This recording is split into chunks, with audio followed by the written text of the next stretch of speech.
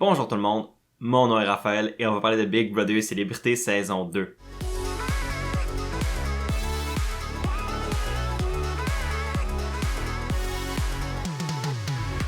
Aujourd'hui, on va couvrir l'épisode 54 de Big Brother Célébrité qui a été dominé par la compétition du veto qui, par la twist des 3 nominés sur le bloc, était probablement la compétition du veto la plus importante de la saison. Et c'est sûr que le résultat de cette compétition-là a amené un changement dynamique dans la maison. Donc ça va être vraiment intéressant d'analyser les possibles scénarios qui vont découler de la victoire. Et pourquoi attendre plus longtemps? On va commencer ça maintenant. On a été laissé hier devant l'inconnu de savoir qui allait être la 3e personne sur le bloc cette semaine aux côtés de Trana et Stéphanie. Il y avait seulement 2 choix possibles, c'était sûr que ça allait être soit Léo ou Claudia. On savait pas c'était qui. J'ai quand même trouvé comique que certaines personnes ont cru qu'on s'était fait spoiler par nouveau parce qu'on voyait Claudia lire les consignes de l'épreuve et donc on voyait Léo sur le banc avec les autres joueurs, donc ça laissait certains croire que nouveau avait spoilé l'épisode. Mais non, rendu au Final 6, au Final 5, au Final 4, etc., la compétition du veto est jouée par tout le monde. Donc, le fait que ce soit Claudia qui lise les consignes était pas un spoiler. Donc, pour une fois, Nouveau nous a pas vraiment spoilé. C'était juste une mauvaise compréhension de la situation. Et donc, bref. On a finalement su c'était qui la 3e nominée. Et c'est Claudia qui a été nominée par un vote de 3-2. Donc, on comprend par le fait que, évidemment, Claudia et Léo pouvaient juste voter pour l'autre et que Stéphanie et Trana ont dit qu'elle allait voter pour une des filles chaque pour donner la décision à Hugo. Mais Hugo a décidé de nominer Claudia. Ce qui, selon moi, était la meilleure décision. Pour 2 raisons. Premièrement, Claudia est sur le bloc. C'est probablement, selon moi, la plus grande menace pour tout le monde. Je l'ai dit plusieurs fois, pour moi, Claudia est la meilleure joueuse qui reste dans la maison. Donc, le fait qu'elle soit sur le bloc lui enlève un peu de pouvoir et pourrait même mener à son élimination. Ce qui est une bonne chose pour Hugo, considérant que, selon moi, si Hugo veut gagner Big Brother, il faut que Claudia soit hors du portrait éventuellement. L'autre raison pourquoi je trouve que c'est une bonne décision, c'est que ce que ça fait, c'est que ça laisse Léo comme étant la seule personne qui va pouvoir voter cette semaine si le veto n'est pas remporté.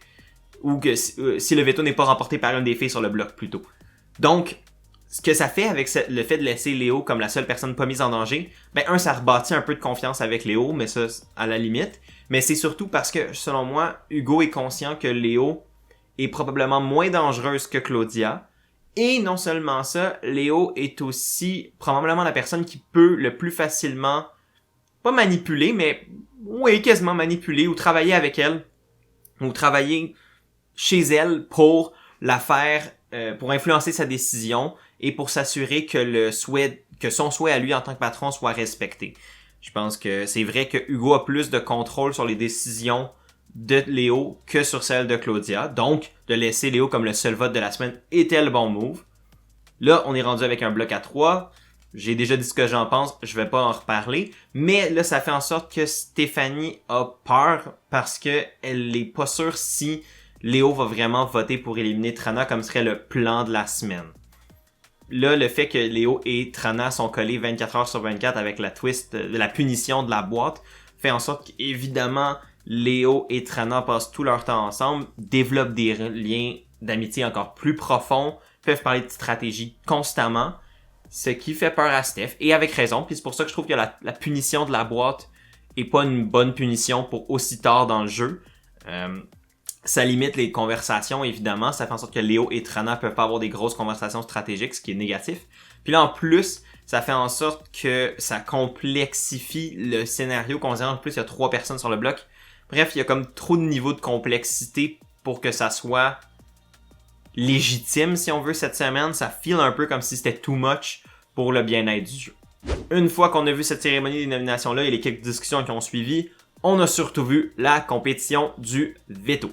Compétition du veto que j'ai vraiment aimé. Je trouve que c'est une épreuve qui était super le fun, équitable et qui demandait juste d'être patient mais observant, rapide, tout en étant précis dans ses décisions. C'est, dans le fond, les joueurs devaient replacer 10 portraits d'une sortie à la cabane à sucre en ordre chronologique, en se fiant sur différents indices sur les images pour reconstruire le portrait des événements. c'est une épreuve qu'on a vue énormément souvent dans toutes les moutures de Big Brother que j'ai regardées. Et c'est un challenge que j'ai toujours apprécié parce que c'est pas une grosse compétition physique, c'est pas une grosse compétition mentale de par cœur ou d'études, c'est juste être capable d'être précis, intelligent, logique et rapide. Et ça, tout le monde peut faire ça.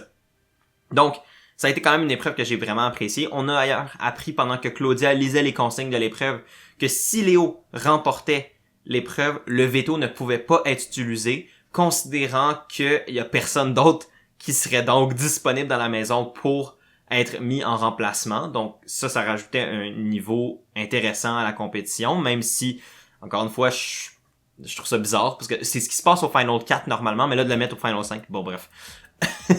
L'épreuve en soi. Ça a été vraiment le fun, parce qu'on a vu vraiment des performances assez différentes de tout le monde. Premièrement, ça a été Trana qui l'a réussi. Je vais le dire ça en entrée de jeu. Elle a réussi le challenge, mais ça y a pris quand même énormément de temps parce elle était pas sûre de comprendre l'ordre des événements dans la cabane à sucre parce qu'elle y était pas allée depuis longtemps. Ce que j'ai trouvé quand même drôle. Mais elle a été quand même assez bonne pour trouver les tâches sur les chandails puis comme construire logiquement les suites d'événements, mais a quand même été un peu trop lente dans l'exécution. Et donc ça laissait croire que peut-être que Trana gagnerait pas l'épreuve. Ensuite, les deux prochaines personnes qui ont participé, c'est Éléonore et Hugo dans les deux performances les plus contrastantes probablement de la saison en termes d'émotion. Mais j'ai vraiment aimé l'enthousiasme de Léo et au contraire, j'ai vraiment aimé le mutisme complet de Hugo. Voici ce qui s'est passé, tout simplement. Oh dear, we are in trouble. Oh my god, mes amis! Oh mon dieu! Oh mon dieu! Oh mon dieu! Oh mon dieu, les amis!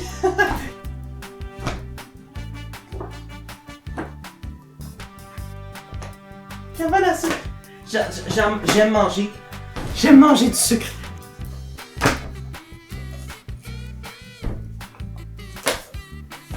Donc, si là, ça va là, ça va probablement aller là parce que, tu sais, il mange du sucre, puis genre là, je pense que t'as pas.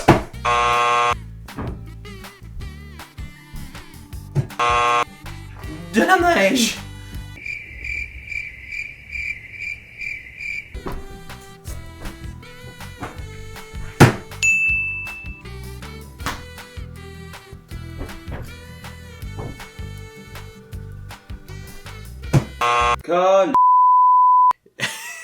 Hugo n'a pas réussi dans les temps pour à reconstruire l'histoire malgré son avantage d'avoir 2 portraits déjà bien placés sur les 10. Et Léo a quand même été assez rapide. Elle a juste reconstruit l'histoire grâce à la bouffe. Et avec un guess, elle l'a réussi. Donc félicitations à Léo pour ça.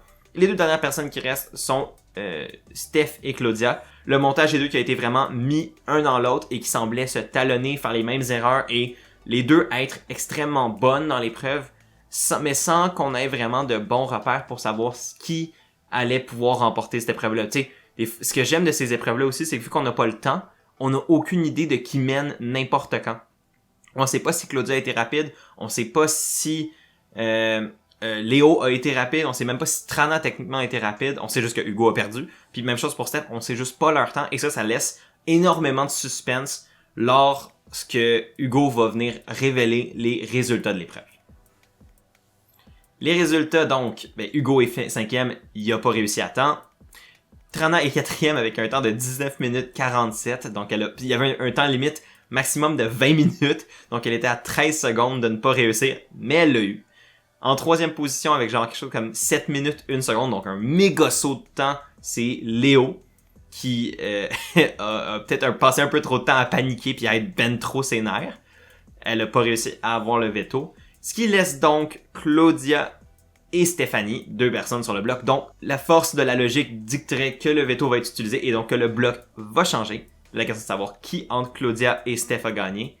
Et finalement, en 2e position, c'est Claudia. Donc, c'est Steph qui a remporté le veto avec un temps de 6 minutes 20 secondes. Donc, entre Steph et Léo qui était 3e, il y avait 40 secondes. C'est vraiment pas beaucoup. Et donc, félicitations à Steph qui remporte le veto, qui, normalement, va être sauvé cette semaine, va être immunisé pour le top 4. Bon, va être immunisé pour se rendre au top 4. Et là, la question, et c'est vraiment ce qui m'intéresse le plus dans tout ce scénario-là, c'est qu'est-ce que Steph va faire avec ce veto-là? C'est évidemment pas juste une question que je me pose, c'est une question que les gens dans la maison se posent. C'est évident.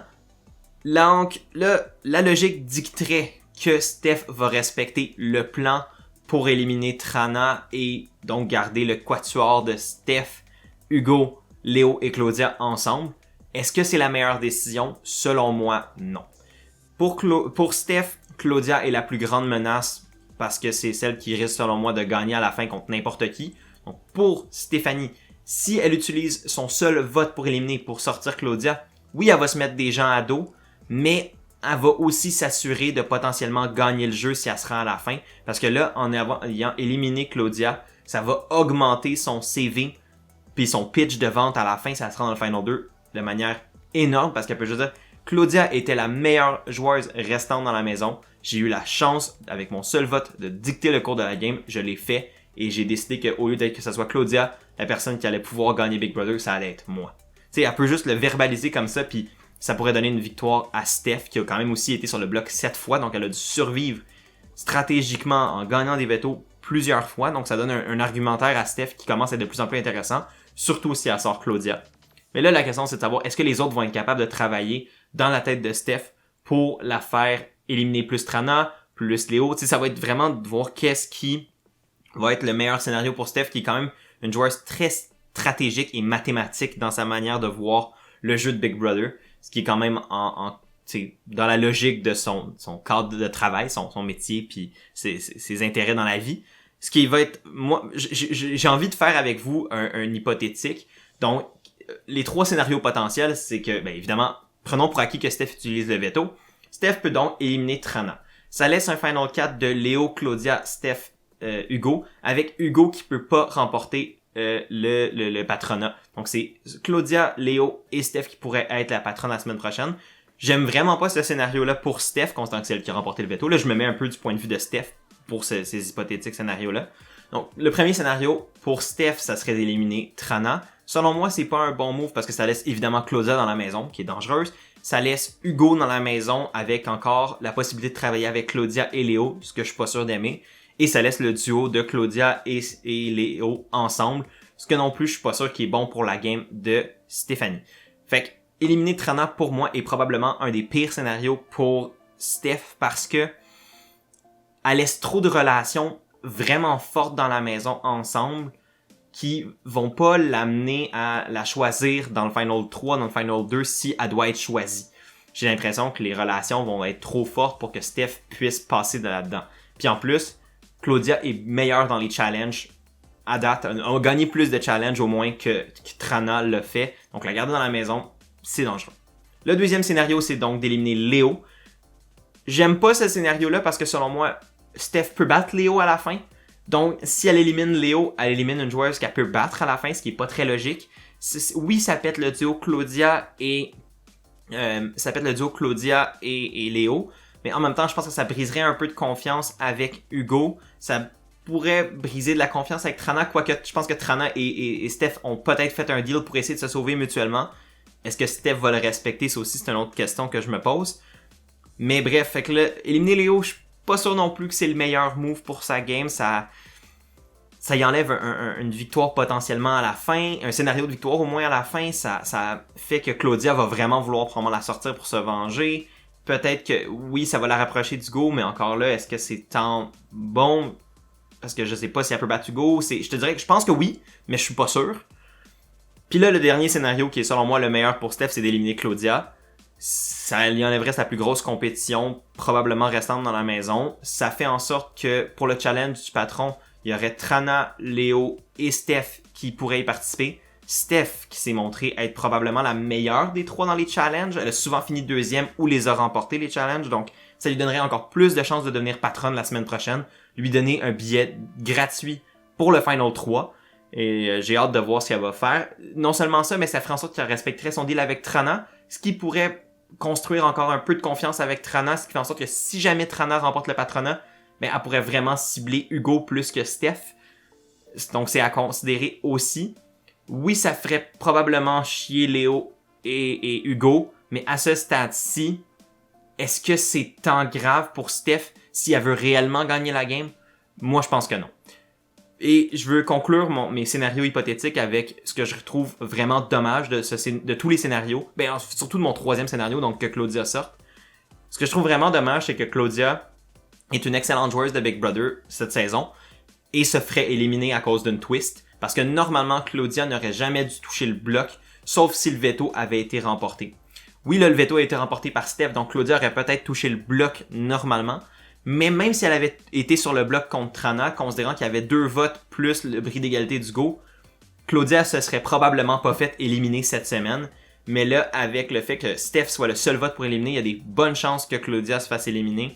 Et à mon sens, Claudia n'aurait pas dû être en danger cette semaine selon la construction de la maison comme on l'avait vu avant l'apparition de la twist du 3e bloc.